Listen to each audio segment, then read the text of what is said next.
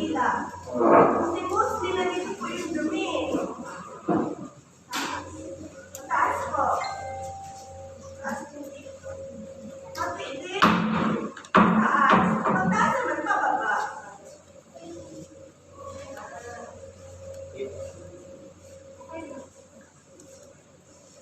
Pag natutpasyon na lahat, makikita yan. Yan na yung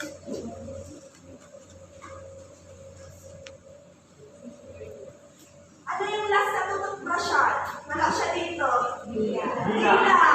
Kasi minsan, pag tinabas ang dila, may kulay pa. Ano kinain ng may juice.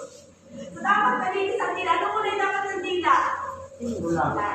Pala or pinkish or ano kulay dapat ng dilagi? Kapag pula, ano ibig sabihin? Mas na. Baga o madumi? Kaya tumutubo kaya ang pula. Ano po? Ayun. Sino gusto mag-demo ang harap? Ano na eh. Pakita. Ayaw. Sino na lang. Try na. Para tumayin sa siya.